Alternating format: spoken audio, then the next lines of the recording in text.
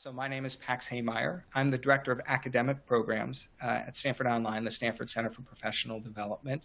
I've been at Stanford for, let's see here, about 4.5 years now. And I've been mostly in the credit-bearing or academic programs, but I've also worked very closely with Petra on the artificial intelligence professional programs, as well as the other computer science professional programs. Petra, do you want to introduce yourself? Yeah, sure. Hello, welcome everyone. My name is Petra Parekova. I am the Associate Director for our Artificial Intelligence and Computer Science programs and courses, more on the professional end of the portfolio. We will tell you a little bit more about the distinction in a little bit. Thank you for joining us. Great, and go for it, Petra, sorry. So before we actually dive in a little bit more details about the AI graduate program and AI professional program, I wanted to give us like a quick overview of what else is there. So you all know that this is not all like what we offer at SCPD. So we have the AI graduate program that is more on the academic part that Pax will tell you more about. And then the professional program I will tell you more about. But then we also have a bunch of other programs and courses that might be a little bit like less technically heavy than our AI graduate and professional programs. So if you are new to machine learning, we also have machine learning specialization on Coursera that is developed also for people who are just starting, who would like to get the overview. So, you know, if that course is more in line with your interest, that might be something you might want to take a look at. We also have some courses that are more focused for our like managerial audiences, building an AI-enabled organization that is part of our digital transformation portfolio. But we won't be talking about this. We will be focusing on the graduate program and professional program specifically that are a little bit more, let's say, technically heavy. As you will see, they have some prerequisites. You will see that obviously those programs cost some money because we are also providing a bunch of support, and we will tell you all about the value there is. But if you don't have the means to pay for that, or if you're just interested in taking a look what Stanford has to offer, we also have a lot of free content available out there.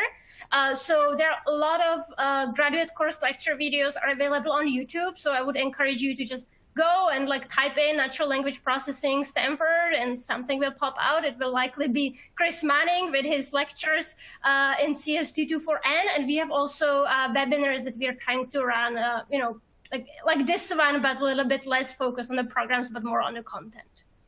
So I'll give you a general overview of the two programs and the key differences, and then I will go into more detail on the AI graduate program, and then Petra will go into more detail on the AI professional program. Again, I see people are already asking great questions. You ask those questions, we'll answer some of them here during the webinar. Some of them will be answered directly through the Q&A. So the first program is the AI graduate program. And these are the actual classes that are happening on Stanford's campus. And we schedule them in one of the rooms that Stanford Center for Professional Development operates. We record the lectures and we make those available to remote learners. So the entire class, you are taking the same class as the on-campus students are taking. The only difference is rather than sitting in the back of the auditorium, you are watching the lectures online at your convenience. But you are responsible for all the same assignments. You're responsible for all the same work as all the on-campus students are. The time commitment for these courses tends to be about 15 to 20 hours per week. You follow the Stanford's quarter system, which is 10 weeks of instruction and about a week or two after that for exams. You earn Stanford credit, and you can transfer up to 18 of those units towards a degree. If you take 3 to 4 of these classes, you can earn a graduate certificate. But again, even if you take a single class, you're earning a Stanford University transcript, and you're earning academic credit. In terms of the support, this is an on-campus class. So you will watch the lectures at your convenience. Again, you'll have to be following the syllabus and keeping up with the pace of the class. But then there will be some office hours that are offered online. There will also be graduate course assistance. There's usually a student forum, something like EdSTEM, somewhere where you can post questions or Slack channels. And in addition to that, we have on the SCPD side general discussion forums for all students who are taking a graduate class in any given quarter, allowing you to connect with other students both in your class but in other classes in other AI classes. So again, these are the actual Stanford University graduate courses. You are taking them alongside the students who are on campus. You are responsible for the same work. You are following the same schedule. The only difference is that you are a remote student in that class. The AI professional program is based closely on the graduate classes. What we do is we take the lecture recordings that we've already made for the graduate program, and we work with and we take the syllabus for the syllabi for those classes, and we work with the faculty to identify the core 80% of those classes. And then we make the other 20% optional, and we focus on, and we then create another version of that class based on that. It's a little bit less intensive, so it's still 10 weeks of instruction, but we're looking at, instead of 15 to 20 hours, maybe 10 to 15 hours a week. You're learning the same content. So it's not less rigorous. It's the same rigor that you're going to find in the graduate program, but we've identified the core, most important content, and that's what we focus on in this program. The faculty are not directly involved in the running of each of these cohorts, though again, the materials are entirely based on their course, and they work with us to design the professional program. They will usually join for a Q&A session during each cohort. The credential you get here is a professional certificate, a continuing education unit, so you do not get a Stanford transcript. And the support is through industry experienced course facilitators, your online community of peers, and your networking. It is very much a program that is designed with you as a remote learner in the audience. And the final thing I'll point out is the price. So the graduate programs are about twice as expensive as the professional programs. Usually between $4,000 and $5,000 a class, whereas the AI professional programs are between $1,700 and $2,000 a class. Petra, is there anything you would add at that high-level overview? Maybe I would just say for the AI professional program, so those 80%, we are not trying to make the class easier or simpler. We are not kind of cutting across, like making sure that everybody can take it. Not at all. We are trying to look at pieces that might be less relevant for industrial audit, for professionals who are working in industry. And if we talk about value, and we will talk more about that, I think for the graduate program, you're actually taking the graduate class, which is, I think, for many people quite exciting. And you can get it later grade. You can get a credit from Stanford. While for the AI professional program, this might be more of a value for people who are looking at the same content, but they just not need a letter grade. They are just they want to learn, they want to get potentially reimbursed from their employer, they want to make sure they stay up to date with the industry. And we will talk more in detail about these. Yeah, and we'll come back to all these. I see some good questions. I want to address one quick question and then circle back to what Petra said. So the first question is, for the AI graduate courses, can you come in person? So in general, you cannot come in person for the lectures themselves. However, if you are local, you can come on campus for office hours. You can usually come on campus for exams. You could come on campus if you needed to do a poster session. So beyond sort of being in person in the lecture hall, for the most part, if you're local, you can come on campus. But a lot of our learners are not local, and so obviously that's not an easy option. Though we do have learners who have come out from the East Coast, for instance, to present their final projects in person for the AI graduate program. I think I want to reiterate what Petra said, and one way I like to think about these two programs is the AI graduate program. When you are a professional student in that class, a remote student, that class really has two audiences. They're the on-campus students who are in front of the instructor in the auditorium, and then there's you who's a remote learner. And that has two implications. One is the kind of online in-person. And to be honest, we've provided and created the infrastructure and support around that where that difference is not as significant. But the other side of that, of course, is that the students in the classroom are full-time students, and the class has been designed for full-time students. Most of you are likely working professionals, or most of our students who are taking the AI graduate program have a full-time job in addition to taking this course. And so it's like they're doing a part-time job on top of their full-time job.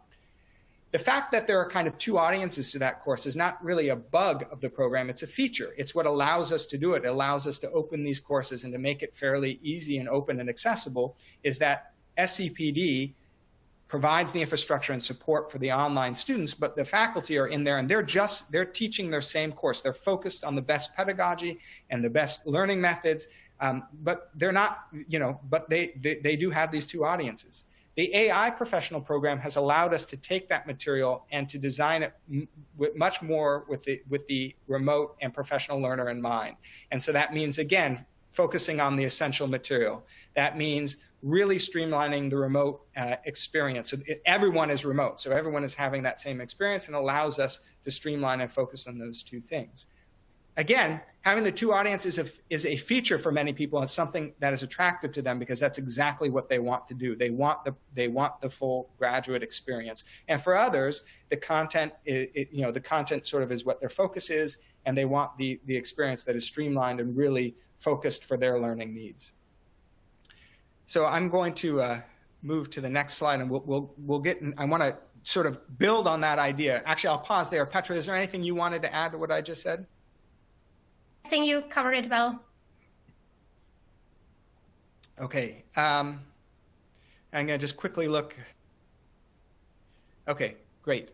So again, building on that, for the AI graduate program, so one thing this is a kind of a screenshot of what you'll see if you go to our website. We do have a program plan. There's a lot of information you can find there, including the academic calendar, the program planning document. So the thing to emphasize here, I think, is just the schedule. And this is another difference between the two programs. The AI graduate program is, of course, following Stanford's schedule. And that means a couple things. It means that we only offer the classes when they're being offered on campus. So a good example, Petra mentioned natural language processing, Chris Manning's class, CS 224N. That's offered every winter at Stanford. So if you want to take it as the graduate program, you must take it in the winter, unless Chris Manning makes, it could change because Chris Manning could decide to offer it at a different time, but it's generally offered every winter. That's only when we can make it available. And that 10-week schedule of that winter is going to follow Stanford's academic calendar. So the deadlines will all be based on the Stanford deadlines of when you can drop, of when you can withdraw. And so in terms of planning, you really need to follow the Stanford schedule. We'll get into. On the professional side, we can offer that class more times than just once a year, and we can offer it different times than the winter. And that allows you more flexibility of when you can take those classes. One other feature, though, of the AI graduate program is because we are offering the on-campus classes, we can offer a large array of classes, a huge variety of classes. So you can see, and this is a list, I think maybe a complete list, depending on if the slide is getting cut off, of the classes that we offer in the AI graduate program. So to sort of emphasize something I said earlier is for the AI graduate program, you can take a single course. You can also take 4 of them in order to earn an accredited certificate. And these are the courses that you can select from. And there are a lot of courses here because we can sort of offer from the full catalog of Stanford's artificial intelligence offerings. Now, we don't offer every single course in the Stanford catalog, but we offer a lot of them. And these are some selections here. So you just have a lot of choice in terms of what you can choose to study. And maybe I'll pause here and I'll say, Petra, you probably want to bring this up again. These two programs are very closely related. So if you were pursuing the professional certificate, but there were a graduate class that you wanted to take that was not part of the professional program, you could take that graduate class. You can take up to 1 graduate class and have it count towards the professional certificate as well. So that is also an option. So the full range of courses is available to professional learners in that regard as well.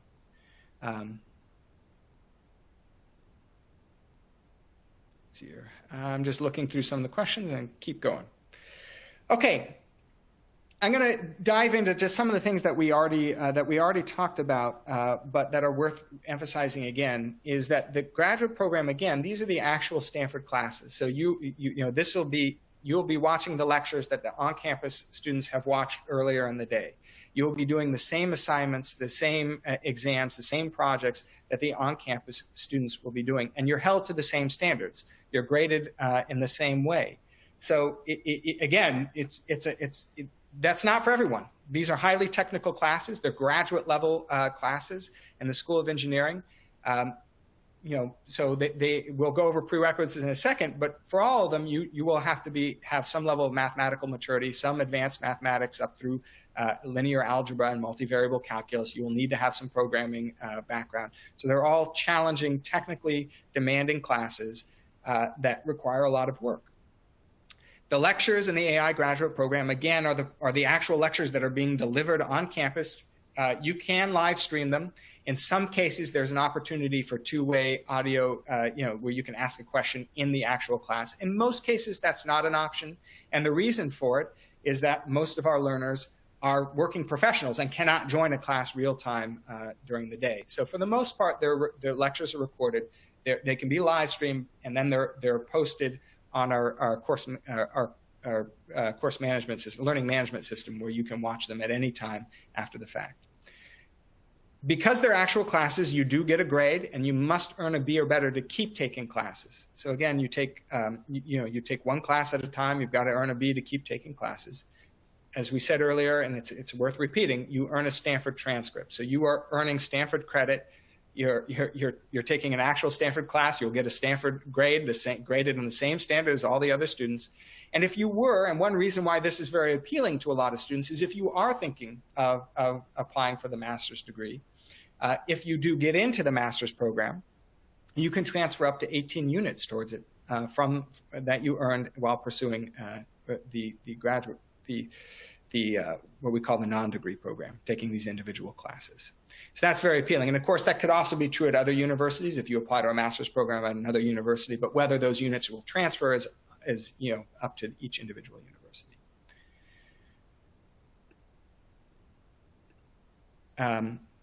In terms of, I'm going to come back to the target audience and emphasize two more things here. So I mentioned the prerequisites again, worth stressing again. You do need a bachelor's degree. I didn't mention that, but you're going to need college level calculus, linear algebra, probability theory, some statistics, and programming experience. That's going to be a pretty accurate baseline for just about every single one of these classes. However, you will want to also check the individual classes for their prerequisites. So one thing to note is if you are pursuing the certificate, you're not admitted into the certificate program the way you might be admitted into a degree program. You apply to the program, and then you're admitted on a class-by-class basis. So every time you apply, or every time you enroll in a class, someone in the department is reviewing your application and making sure you meet the prerequisites for the course. Now, once you've successfully completed a couple courses, that becomes less important because you've already established that you've established through your successful performance that you're meeting the prerequisites for these courses. But when you first start, they will be looking at your transcript and making sure you meet the specific prerequisites for those courses. And again, coming back to kind of the thing that again is worth that's relevant here is these classes have two audiences. So again, the schedules are going to depend on the graduate course. So whereas in the professional program, right, we control the schedules, we can control the experience. The particular manifestation or the particular way each of these classes is offered every year is going to change a little bit, and it will change a lot depending on the instructor. So a good example here is CS 221. This is the principles of artificial intelligence. This is the kind of standard introductory course that's offered at Stanford.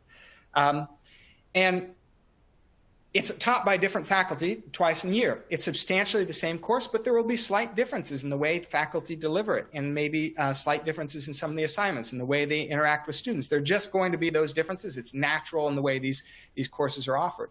And even in between courses that have the same instructor, there will be differences in how you submit assignments. There will be differences in the kinds of assignments that are asked of you. So a lot will depend on the faculty member who's teaching it, and that can change a lot from year to year, depend if the faculty member changes or if the faculty member is just updating the courses. Now, we update our professional courses, and Petra will go into that. But I want to emphasize, again, this is not really a bug of the graduate program. This is the feature, because this is exactly what the on-campus students are getting. They're getting the full experience with the actual faculty, and so are you.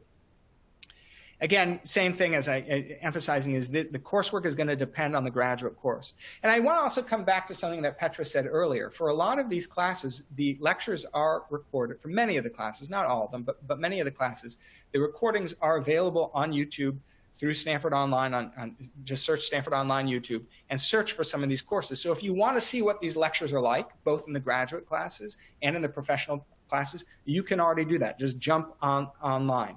Additionally, a lot of the syllabi for these courses are also publicly available online. The faculty make them fully available. So you can search a particular course you're interested in. You can find the syllabus. You can sometimes find the lecture videos as well. And you can get a strong sense of what the class is like and whether it's covering the material that's interesting to you. So we're not trying to hide what's available here. In fact, we're very open about that. And I just encourage you to search it.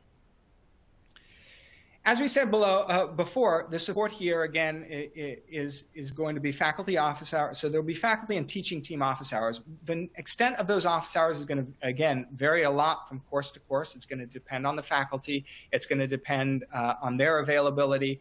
And it's going to depend on the size of the teaching team. There are the regular dedicated graduate teaching assistants, as there are in any Stanford class. And there are almost always student forums where you can ask ongoing questions in kind of asynchronous manner. And what faculty will often do is push a lot of the questions into those channels because a lot of people have the same questions. In addition, there will usually be recorded or live online problem sessions, review sessions, discussion sections that you can or will be required to attend in order to review material, prepare for exams, review problem sets. So there's a lot of support that goes into it. Someone had asked earlier, and I'll repeat it again, if you are local, you can attend a lot of those those office hours in person. You can attend some of the exams in person as well.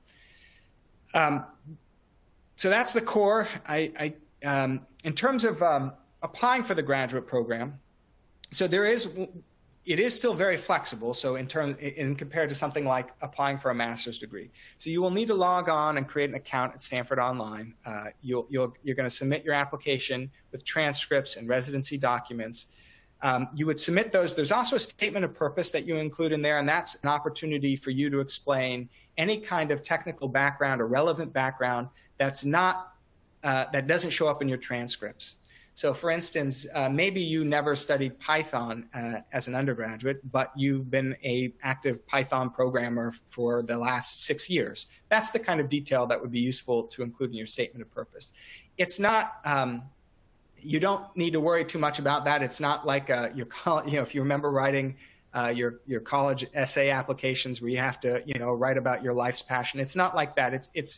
It's general way for you to explain why you're pursuing it and provide any other relevant background that we should know. Now, actually, there's an error here and it's my fault for not catching it.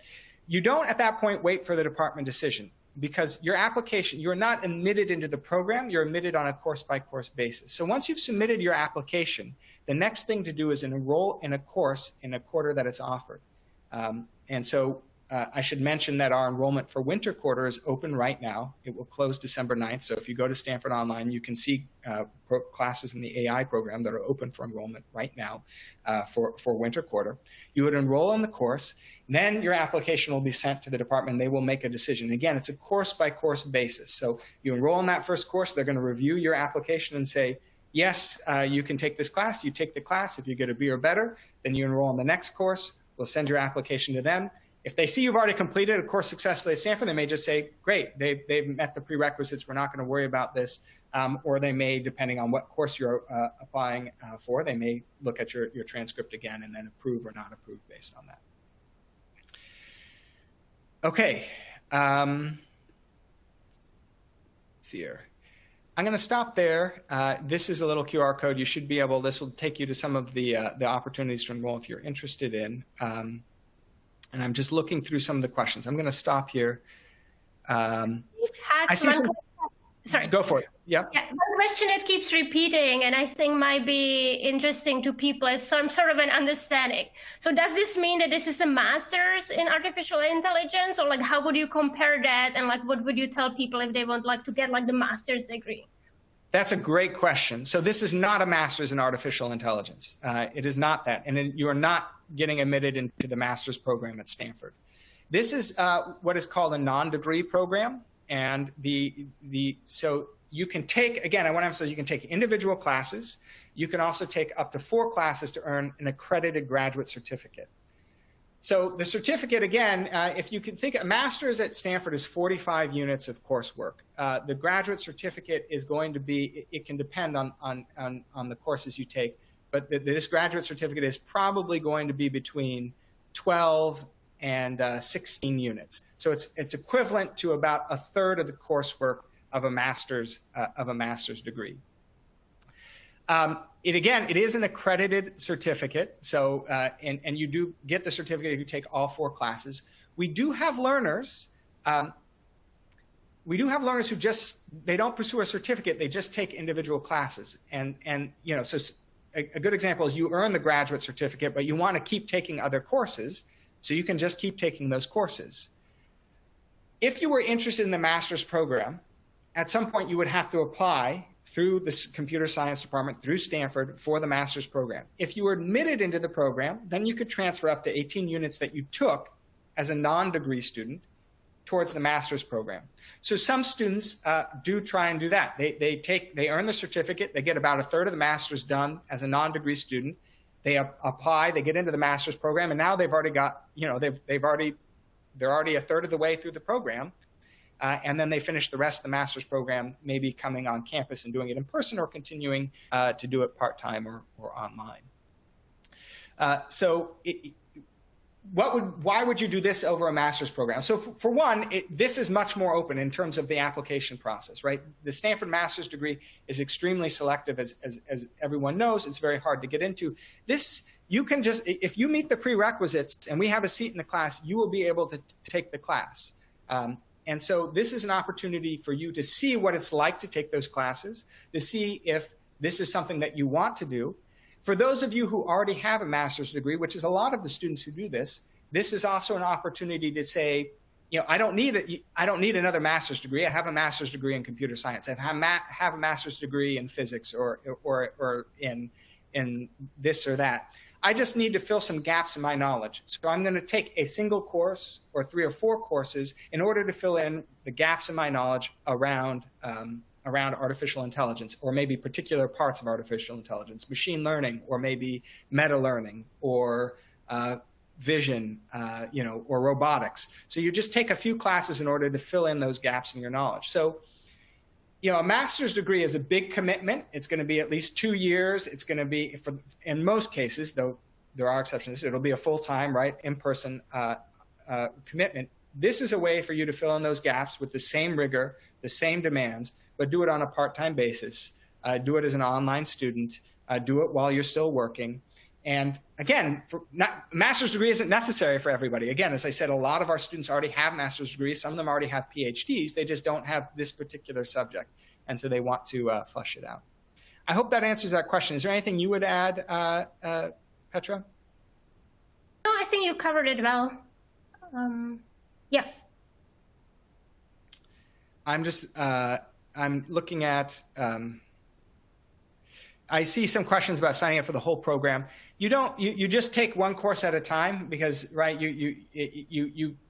there's no, you enroll in a course. And again, this is maybe actually something else to emphasize. In a master's degree, you need to be continuously enrolled across, you know, however many quarters it takes to earn the degree. For this, you could take a class this winter. Say you want to take Chris Manning's CS224N, the natural language processing. You take it this winter. You don't take anything in the spring. You don't take anything in the summer. But then you take Michael Kokendorfer's Decision-Making Under Uncertainty next autumn. And so, great, you can do that, right? You don't have to be continuously enrolled. In that way, the flexibility of the program is designed and is as created with professional learners in mind, because not everyone has the time to stop for 2 or 3 years to just pursue a master's degree while still working full-time. For many people, again, they just need to plug a little gap in their knowledge. Though, again, these courses are quite rigorous and they're quite technical, so I wouldn't say little, maybe a deep hole in their knowledge. They plug it with one of these courses, but they don't need 9 or 10 courses. They need 1, 2, 3 courses. And they don't want to do it all back to back. They need to spread it out because of their work schedule, their family schedule. And so this is an opportunity to do that, to pursue graduate level education, but with much greater flexibility than something like a master's degree, and with less of the commitment. It can build towards a master's degree, but this is a way to do it without with all that level of commitment. I see some questions about end of course projects. Again, that'll depend. It's, again, very much a course by course basis. I'm trying to think of good ones with end of course projects. CS224U, if you want to just Google CS224U or Natural Language Understanding with Chris Potts, that's a course with an end of course project.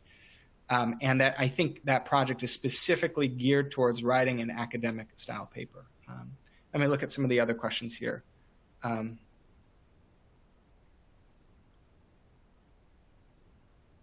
And I see questions about people who have finished college many years ago. Again, you can apply. We do need your transcripts. It doesn't matter how long ago you completed the college. They will consider that. But what you should consider is, for instance, if you took linear algebra in 2000 and you're about to jump into machine learning, that's going to require a lot of linear algebra. You will likely be approved for the course if you have linear algebra on your transcript. And by the way, if you have a foreign transcript that's not, we will need a translated copy of it. If you have a transcript that's not in English, we will need a copy of it. It might, again, so you've taken a class in 2000 on linear algebra. Now you're about to jump in machine learning. You're going to want to review linear algebra before you jump into that class. And there are a lot of resources that we post on our site to review those kinds of prerequisites. We don't offer courses on all those prerequisites. We do in some cases. So you might find another Stanford class that's not part of the artificial intelligence program that provides you with some of that foundational knowledge. But what you will want to think, you submit your application, you want to think, well, yes, I've done linear algebra, I did multivariable calculus, but I haven't done it in 20 years. Probably want to brush up on that and refresh my knowledge. I'm trying to look at some of the other. I think that's pretty good. We're going to have time to answer more questions, and I'm going to hand it off to Petra, and then we can come back to some of these questions. I want to make sure we get a chance to really go over the professional program in more detail as well. Thank you so much, Pax. And this was a great introduction also to the AI professional program, because as we mentioned, the program is, kind of built upon the graduate program. So a lot of the content, a lot of the prerequisites, a lot of the assignments are actually the same. And I will be talking more about the differences and kind of to make sure that you understand what the difference is and if you are still a little bit confused what's happening. So again, as Pax mentioned, this is what you will find if you look us up. You will find the cost, so you see the exact number over here. And I think the main information that many of you might be interested in is like what classes we actually offer. And I will go a little bit further. So we currently have 5 actually scheduled classes, ranging from artificial intelligence principles and techniques, like all the way like to reinforcement learning. You can really pick and choose your topic. We do also have the machine learning class that we are currently getting scheduled, and we have a new course getting added to the portfolio, which is CS330, Deep Multitask and Meta Learning, which I know is a course that many people are requesting. So basically, this gives you an option of taking 7 courses out of the graduate portfolio. As you could see, the selection is a little bit more limited, let's say, but this is intentional. We always talk to our academic director and instructors what courses are the most relevant for our professionals to kind of keep the portfolio coherent. So we do have these like 7 courses you can take at the moment. If you would like, and as Pax mentioned, and if you would like to kind of get the professional certificate, but you can't find a course you would be interested in, you can always take 1 graduate course for the purposes of the professional program. So if you're like, oh, I would like to take a course on, I don't know, CS230 deep learning, because I just saw a question about that in the chat. You can go take that class, and we will kind of get it accepted as part of the professional program if you take 3 courses in total. You can take the courses separately. You can also take more of them to get a professional program. It's similar as in the graduate program, right? Like you can pick and choose. Maybe you're just interested in something specific. Maybe you would like to take the actual, like the full kind of portfolio.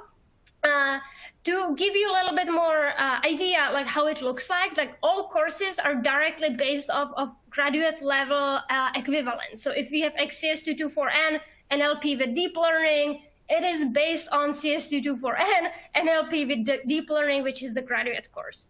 We are talking to faculty, and we try to identify the core content by not cutting across and making it simple, but by kind of identifying the core elements to focus on to make it a little bit more manageable. So the whole goal of this program is to make sure that people who are professionals, who work, they don't have time to kind of like join 2 lectures, maybe even like during the week. They don't have time for all the assignments, exams, but they're still interested in completing some of the assignments and like looking up the content and really getting the knowledge, that they have a chance to do that with this program. We do run these as so cohorts or like groups of people joining the course at the same time. We usually have around, I would say, 120 people in each class. And you would be joining a 10-week cohort. So let's say you start your course in January, you will be taking 10 weeks to learn the material, and you will be there with like 119 potentially other students. This is actually, and what we find is actually very helpful for many people, because you can also get in touch with other industry professionals, because many people are actually working professionals in the industry. So they are already machine learning engineers trying to kind of get up to speed with the material, or like they are data scientists. So it's like a good way also how to get introduced to, you know, kind of the industry, like what's happening out there. But as mentioned, like the graduate class is basically the same. So we have the same written and programming assignments there that you will be completing. We do include a little bit more scaffolding to try to help you out throughout them, and we try to also identify the kind of core elements to focus on, but still, those are the graduate level assignments. You will be getting support from industry experienced course facilitators. They all took the graduate course, so they know the material very well, but they also work in the industry. So they can also help you out to get an understanding how this can be applied. And yeah, you can take 1 course. If you take 3 courses, you would be getting the professional certificate. The target audience is, as I mentioned, what most of the people are, but it doesn't mean that like if you don't fit into this category, you don't belong to us. Definitely not. So most of the kind of people who take these courses are practicing scientists and engineers seeking in-depth foundational artificial intelligence knowledge and skills, without the need of like needing the letter grade, right? So maybe you are not even thinking of like going and taking the graduate, kind of like getting a master's degree, or like maybe you don't need that letter grade. Maybe you're just fine. Okay, I want to stay up to date. I want to learn a material. I would like to take this. But that said, like we have such a wide kind of population of our learners. We have people who work in even like, I don't know, social sciences, like studying, and I don't know, threat responses or anything like that, and trying to get more knowledge about this, even though they don't have any background, let's say, in machine learning. But they are already good in statistics. They learn how to code themselves, and they come and they take our courses. They don't like work with the kind of machine learning algorithms per se every day, but like they would like to learn and kind of get acquainted with like all the knowledge about it. So like if you don't fit this that category, don't feel bad. I would say our program, since you don't need to also like show your master's degree, you just need to have the prerequisites. If you studied on your own and you have the required prerequisites, you can apply. And the prerequisites, just to cover them in a little bit more detail, many of them apply here too. So you need to know Python, or you know, like coding, obviously, because all the programming assignments will be done in Python. You should have prior knowledge of college calculus, linear algebra, probability theory. I'm mentioning here some of the kind of more concrete description of what this means. You can take a look at, but like you don't need to show us any of your like bachelor's degree, any like proof of that you already work in the industry in this area. Like you can, like if you have this prerequisites, you're free to apply. And I will pause here a little bit on this slide in case you would like to give it a little bit more read. And I'm looking at a question, so I know what to talk about after. Great. If we talk a little bit more how the lecture videos and assignments look like, we included a few slides that might give you a little bit better idea. So the lecture videos are directly from the classrooms or live Zoom lectures.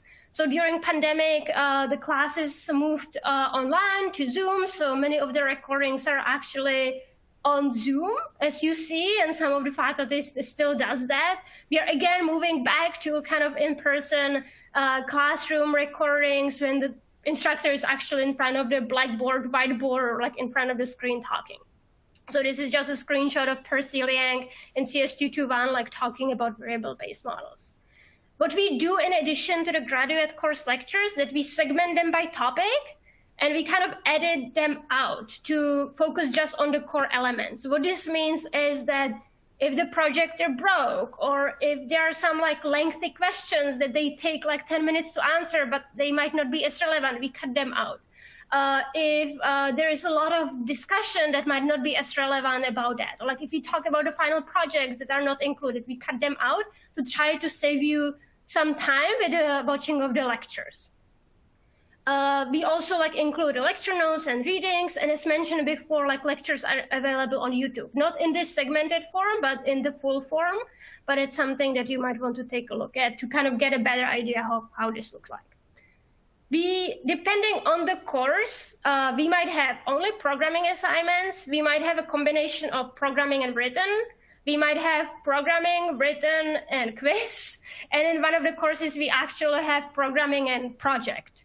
But most of the time, it's a combination of written and programming. So that's why I wanted to show you how it looks like.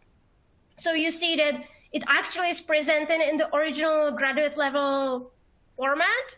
Why we actually require linear algebra and probability and all these kind of prerequisites is because faculty really focuses on making sure that you understand the content really in depth, which means that you often actually need to like do a lot of like analysis and proofs and derivations and all these kind of things, which would be kind of hard to do if you don't have the prior knowledge. But what we try to do to help you out at least a little bit is to include some additional hints that were originally not included, because we know where people usually get stuck on. And we try to include additional hints. Again, we are not trying to make it simple, so it will still be challenging. This is not to make it easy for you, but like to try to at least help you out so you don't get stuck on some elements that people usually get stuck on. For the programming, it's all Python. And what I wanted to point it out is that we build autograders even for classes that might not have the autograder originally, but most of them do, but like some of them don't. We build the autograders. We make sure that we have some kind of like Conda packages for everybody so they have the same environment. And we include the autograders, and you're able to submit your code unlimited times up until kind of the deadline or late deadline, which means that you are getting constantly feedback about your code and you're able to debug and improve. And in terms of support, so we don't have the graduate teaching assistants, but we have the course facilitators who are experienced, usually industry professionals, and they took the graduate course, who will be helping you out. And I think one of the elements that is like really working quite well in these professional courses is the Slack channel or Slack workspace. It is very vibrant because, as you can imagine, if you have like 120 people there, like this one is even like 200, like people are really like asking a lot of questions. You can get responses from the course facilitators, from the course team, from your classmates, and there's a lot of discussion happening just on Slack. And we also try now a little bit harder to make sure that people have a chance to also like network a little bit more to get connected with your classmates who are usually like also working professionals. Feedback, like, you know, we are not here to brag, so I won't go into much detail, but like people usually like our courses, I would say. And I will stop here again for questions. I think, Pax, do you think, is there anything I missed that you would like to point out to make sure that people listen to that part? No, I think that was great. I think there have been a lot of great questions that came in, so maybe if I can tackle a couple of them. And so the first thing is there was a specific question about, there are a couple questions about the relationship between these programs and being able to switch between them. So one really good question is a course taken as a professional in the professional program, would it count as a prerequisite for one of the grad courses? We're trying to get that in place with the CS department. That's not in place right now. So if there were, for instance, a graduate class that required you to take CS 229 or its equivalent, we don't have official approval that those would count, and we're working on getting that official we're working on getting that official approval. But in general, there's nothing to stop you from switching between these programs. Again, I want to emphasize that unlike a master's degree where you're admitted into the program, or an undergraduate degree or a PhD program where you're admitted into the program and you're there until you complete it or you drop out, these are really more, you're expressing interest in pursuing a group of courses, but you can just take a single course. You can take more courses than that are required for the certificates. You can jump between the two programs. So if you wanted to take CS 229 as a professional course and then take CS 231N, I'm sorry, I'm giving you all these numbers because I know the numbers better than I know the names. You want to take machine learning as a professional, and then you wanted to take computer vision on the graduate side, that's totally fine. You can jump between these programs. You can take more classes or fewer classes than are required for the certificates. Again, you should consider these more on a course-by-course basis, and the programs are more or less giving you a pathway or a way to stack some of those courses together to earn a larger credential. So there's a lot of back and forth there that's possible. And then I wanted to also mention on the graduate, well, I'll pause there. Petra, do you see some other questions around that or related that you wanted to address?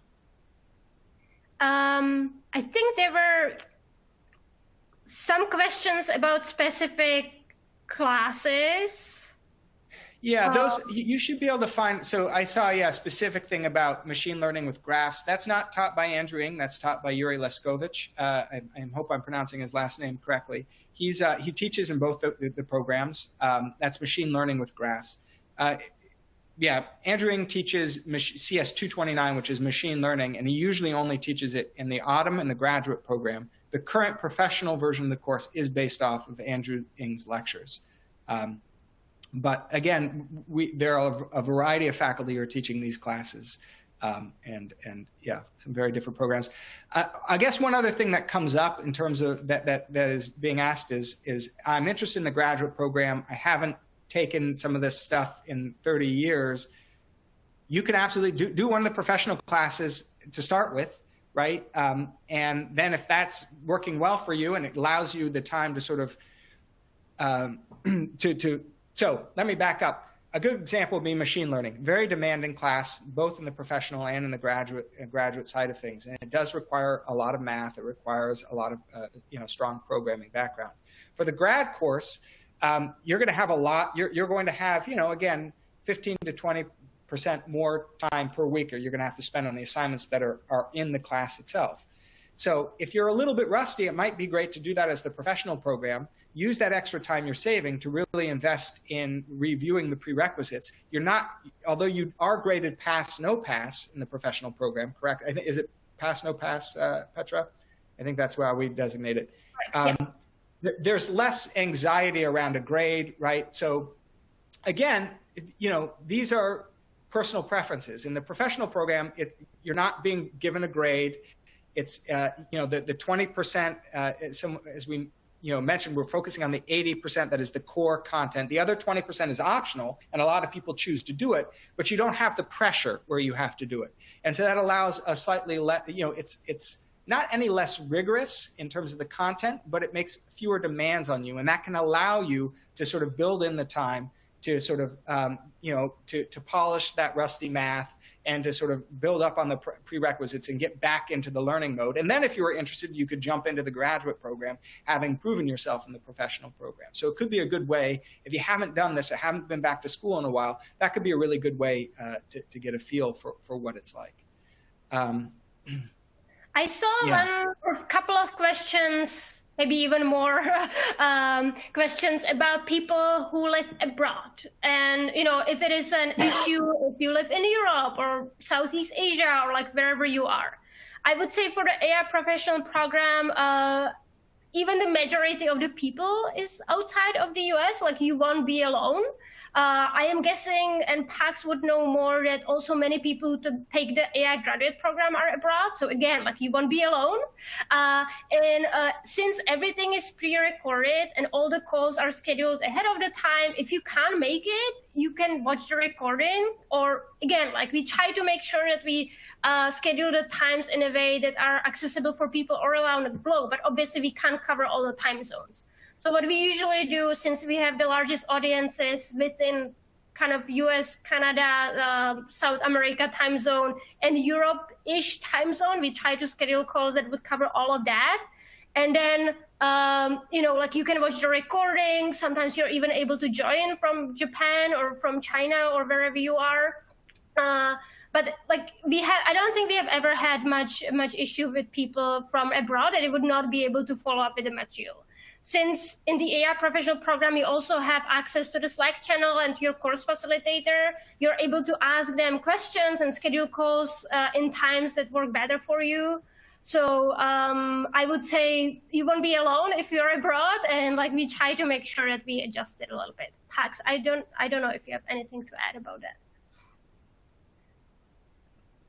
No, as you said, there are plenty of students who are taking the AI graduate programs as well from other places. Again, as I mentioned earlier, with the professional program, we have the sort of luxury of designing it specifically for a remote audience. For the graduate, again, the faculty are, and the majority of the students are Pacific time. They're in, they're in the Bay Area. They're in Stanford, right? They're at Stanford and they're taking the course. So it can be a little bit of a challenge for remote learners who are in really different time zones. The faculty will often and the teaching teams will make adjustments to help accommodate that. But if they have, it can be hard to accommodate every time zone. So it may mean that the only office hours that are available to you are like 10 o'clock your time, 10 o'clock p.m. your time or something like that. So there can be challenges there. But for many students, that's worth it. They want the actual, they want the full experience.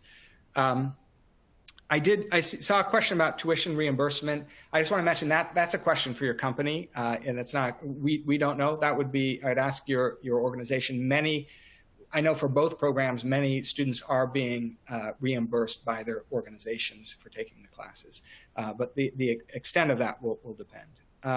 And in terms of prerequisites, getting a lot of questions for prerequisites. So I would go to, I think we linked to with those QR codes, and they should be links in the user interface there in your kind of portal, is there should be links to the actual program pages, and we link out and mention some prerequisites there. You can find it in the program planning document for the AI graduate program, and I think there are actual, maybe a link as well in the professional program to some resources for brushing up on your prerequisites.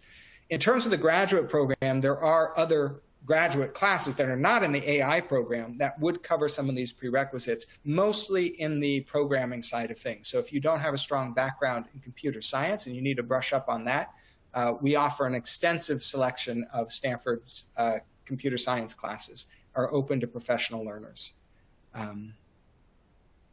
I saw also questions about passing and how difficult it is to pass. So I can answer that from the AI professional program portfolio. There was even a note like if people even like failed at, and I must say they do, but it depends how much effort they put into the work. So I would say if we start with like 100%, we do have a drop transfer deadline that lasts 3 weeks into the course. And we see that maybe 10–15% of the people who started might drop off, either like transfer to the next kind of cohort because they have some other commitments coming up, work is busy, family life is busy, whatever is happening, or they drop the course completely because it's not something they were looking to kind of get, which is totally fine, and we understand that. And that's why we have this option. Out of the people who stayed in the course, again, I would say 10 to 15% of the people don't make it and they don't pass. What we see, if you put the effort and if you do have the prerequisites, since there is the flexibility of kind of passing 70% of the assignments, you should be able to make it. But it's said like we can't promise that for everybody. It really depends. Again, like you have the prerequisites, are you able to keep up? people who usually don't have that, they find out in the first 3 weeks, and those are the people who drop. But if you stay in the course and put the effort, again, like I can't promise it, like I can't promise you that you will pass, but like you are more likely to pass than not. But on the other hand, it doesn't mean that if you enroll, like you will pass for sure. We know there are so many certifications out there that if you just show up, like people will give you a certificate. This is not us, definitely. And that's the same for the graduate program, obviously. We have quite a few people will join and then drop with, I think the drop deadline is usually the first 2 weeks of the quarter. And you join and you get by the way, if you drop in the first 2 weeks of the quarter, you get a full refund minus $100 processing fee. And so that's when most people, that's when kind of the reality hits them. If you've never taken one of our courses or you've been out of school for a while, you can forget how fast-paced and how hard a quarter AI, how hard a graduate level class is. And it may not be that it's too hard for you. It may just be that you've suddenly been assigned a major project at work and then you have to drop it.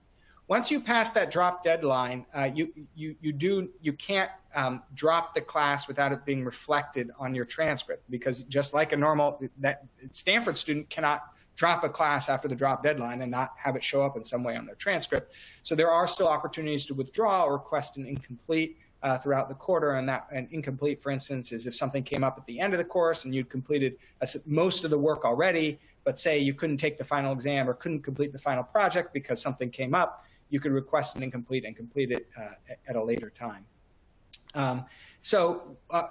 Again, as Petra said, there are students who just as there are students at Stanford who fail these classes or don't do well in these classes. But a lot of the students, I would say most of the non-degree students who are pursuing these as professionals and who stick with it, do that first 2 weeks and say, yeah, I can do this. They make it through the class and they'll come back and take more classes. Again, it's a challenge, and for both of these, it's a serious commitment of time and energy. As Petra said, you can't just show up. They're hard classes, and that's really maybe one of the secrets about learning hard things is it's a hard work to do that, and that's true here as well. And in fact, I think I'm always impressed by anyone who has the time to do this. These are hard, very hard classes. I'm seeing questions about sequencing.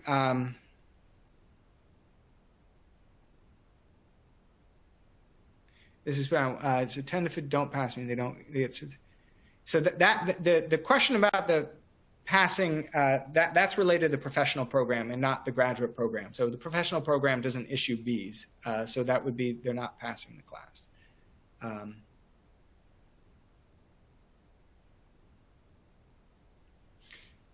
I think that addresses, we're at time, and I know we haven't addressed every question that came in, but I think at this point, we really appreciate you all joining and asking the questions. We'll probably be holding more sessions. Part of having this session itself was an opportunity for us to learn from all of you, to see the questions that were coming in, and for us to prepare more materials to answer those questions on our website and to hold future sessions like this so we can better address these questions.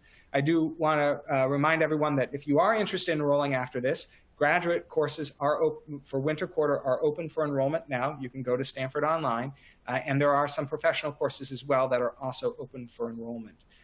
Thank you again for your time. We really appreciate your questions. We appreciate your participation. For those of you who have already taken courses, thank you for doing that. And those of you who will be, good luck, and we look forward to seeing you in those classes.